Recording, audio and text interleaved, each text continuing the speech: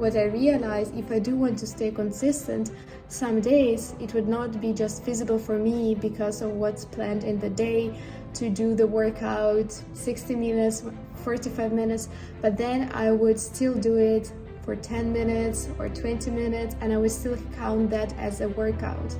And what was interesting, my mindset shifted from thinking, oh, I cannot do a full 60-minute workout, let me just skip. And it shifted to saying even 20 minutes is still a workout and it still counts. Welcome everyone to Life with Liza podcast. Our mission at Life with Liza is to share people's stories and the challenges that they have overcome so that those who are listening in can get the strength, the courage and the hope to be their better selves. Can we just take a moment to note down that it is 29th of December, meaning I've uploaded and completed 97 episodes out of Life with Liza 100 challenge when I was doing 100 episodes in the last 100 days of 2022. And this is incredible because it has taught me consistency and discipline on another level. And consistency and discipline is something that I get asked a lot of questions about. And so many people ask me, they mention that they cannot stay consistent, or they start doing the workouts, for example, and then they just stop doing them after 2 weeks. And the question is, how do you manage to stay consistent? How do you manage to build a habit that actually sticks and not abandon it after a few weeks, a few days?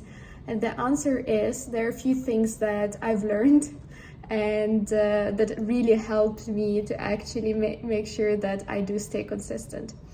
And for example, when I was doing that 165 workouts challenge, when I committed to doing 5 times a week a workout, what really helped me was adjusting the pace, but never quitting.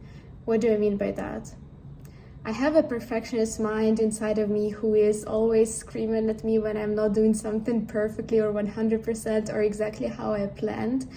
But what I realized, if I do want to stay consistent, some days it would not be just feasible for me because of what's planned in the day to do the workout 60 minutes, 45 minutes, but then I would still do it for 10 minutes or 20 minutes and I would still count that as a workout. And what was interesting, my mindset shifted from thinking, oh, I cannot do a full 60-minute workout, let me just skip. And it shifted to saying even 20 minutes is still a workout and it still counts.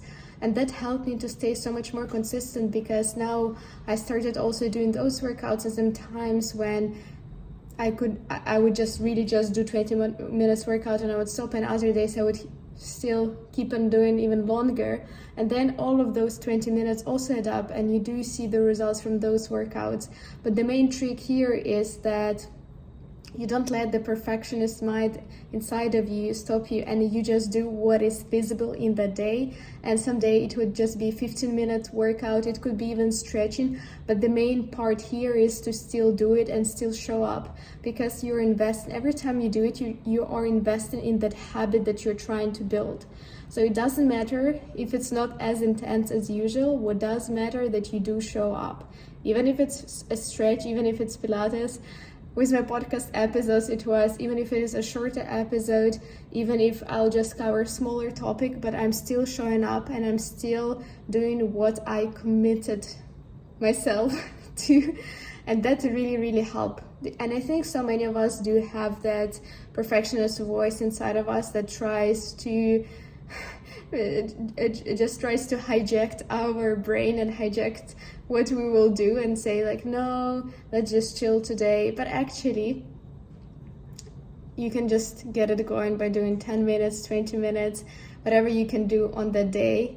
But you're just overpowering your brain by just saying, okay, let's just start and just do 10 minutes. And if we don't like it after 10 minutes, we can quit as well. So that has helped so much. And also what has helped me, it was truly listening to my body and myself and seeing what kind of activity would fit my day at that point of time. So for example, some days it would be slower workouts, some days it would be harder workouts, some days it would be actually doing even different types of workouts and going outdoors.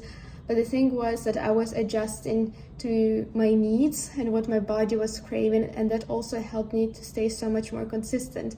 And same with the podcast episodes, I was adjusting to what my brain was craving also on the day. For example, some days I would record it in the morning because I felt really ready to record a podcast, and some days even when I knew midday, oh no, I really need to record a podcast episode right now because I have some plans later in the evening, but I really did not feel like doing it, then I was like, okay, I'm gonna record it at night because then maybe I'll feel better. And I didn't want to force myself in that moment to do it when I really did not feel like it, but I knew that I've gotta do it then later. So that's also the agreement that you do with yourself. It's okay if you don't do it in that right away in that moment, if you don't feel like it, because you're listening to yourself and how you feel, but then you still gotta, because you're committed, so you still gotta do it on that very day, commit that habit, because you cannot skip. So that really helped me to actually stay consistent with my habits.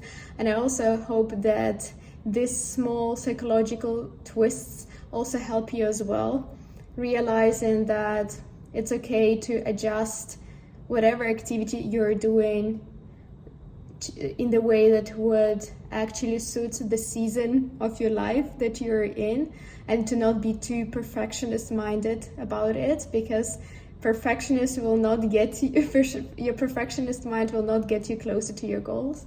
And then the other part was also to really listen to yourself, because sometimes your inner self knows something better when you do feel like doing something or not, and there's a deeper reason, and adjusting to that.